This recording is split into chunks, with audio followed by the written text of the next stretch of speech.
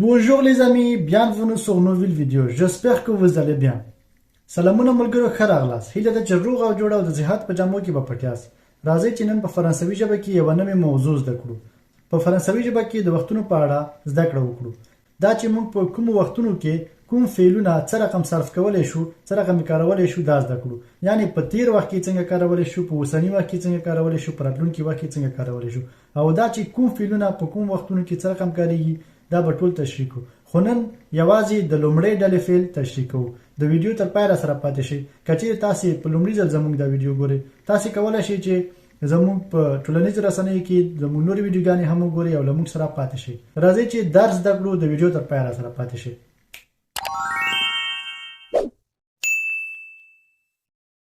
هغه فعلونه چې د لومړۍ ډلې فعلونه دي، یعنی په ار باندې پای ته رسیږي. verbe de premier groupe.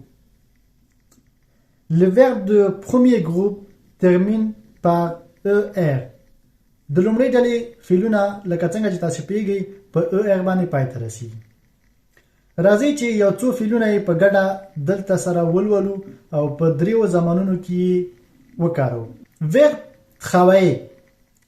verbe travailler د کار کولو فعل. دا چې د کار کولو فعل موږ څه رقم ته کولی شو په درې زمانونو کې وکاروو. راځئ. passé composé, présent, futur proche. یعنی passé composé تیر وخت ته ویل کېږي او présent اوسني وخت ته ویل کېږي او futur proche نږدې راتلونکي وخت ته ویل کېږي. نو راځئ چې اول passé composé وکاروو، یعنی تیر وخت وکاروو، هغه نه وروسته présent بیا futur کاروو. j'ai travaillé, tu as travaillé, il, elle a travaillé, nous avons travaillé, vous avez travaillé, ils ou elles ont travaillé. یعنی دلته travail یوازې er کې er له منځه ځي او چې د یو اکسان اخلي چې د ای غږ ورکړي. نو دلته دوه فعلونه ګډ کاریږي. دوه فعلونه چې دلته په avoir باندې دغه فعل صرف کېږي. دغه فعل مخکې له travailler نه avoir فعل راځي، یعنی د لرلو فعل. له هغه نه وروسته بیا موږ د کار فعل کاروو. پرون ما کار وکړو یا ما کار کړی دی، تا کار کړی، هغه کار کړی، موږ کار کړی، هغوی کار کړی، تاسو کار کړی، هغوی کار کړی. دا ډول باندې کاریږي. په دوه فعله راځي چې یو فعل صرف کېږي او دوام فعل نه صرف کېږي، یوازې آخر کې به ای ورته اضافه کېږي، یعنی چې په سر باندې یو اکسان لري دا ورته اضافه کېږي. نور هم دا ډول کاریږي. په اوسني وخت کې دا ډول کاریږي، یعنی دا اوس.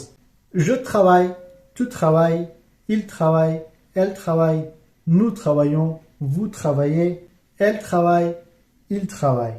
راتلونکي وخت لپاره دا فعل د الی فعل سره کاریږي. travailler له الی سره، یعنی د تللو فعل او د کار کولو فعل دواړه یو ځای کېږي تر څو په راتلونکي وخت کې ته کار وکړې. یعنی په ته په راتلونکي وخت کې کار کوې، غواړې یو څه ترسره کړې، نو موږ دلته د کار فعل کاروو. دا ډول کاریږي. je vais travailler, tu vas travailler, il ou elle va travailler, nous allons travailler, vous allez travailler, ils ou elles vont travailler. نو travailler هماغه ډول لیکل کېږي، هیڅ تغییر پکې نه راځي. یوازینی تغییر چې په څه کې راځي هغه په د الی په فعل باندې راځي، یعنی الی فعل په جملو کې کاریږي او دوام فعل چې د هغه کې هیڅ تغیرات نه راځي د راتلونکي وخت لپاره. دا و د travailler فعل. نو هیله ده چې تر دې ځایه به مو زده شوی. که چېرته مو نه وي زده شوی کولی شئ ویډیو دوباره پاس کړئ، ویې ګورئ تر څو ښه مو زده شي. او راځئ چې یو بل فعل هم په ګډه وکاروو، هغه د arriver د راتللو فعل. څنګه به کاروو؟ راځئ چې په ګډه تشریح.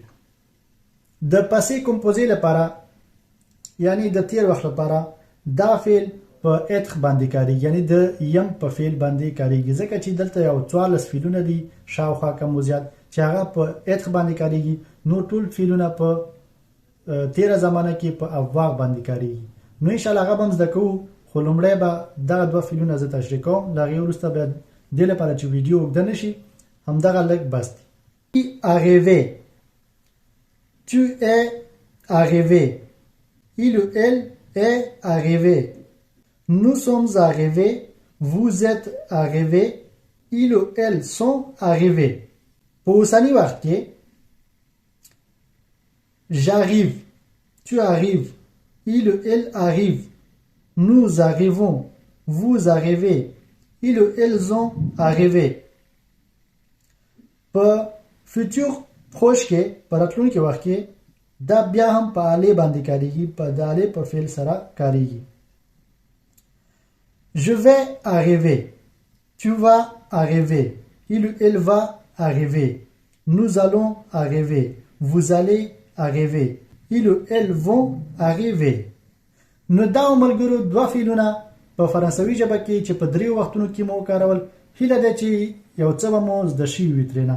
نو د نورو فعلونو لپاره چې په نورو وختونو کې څه رقم کاریږي هغې لپاره به نورې ویډیو جوړو انشاءالله. تر بلې ویډیو مو په الله سپارم. ښه وختونه ښې چارې.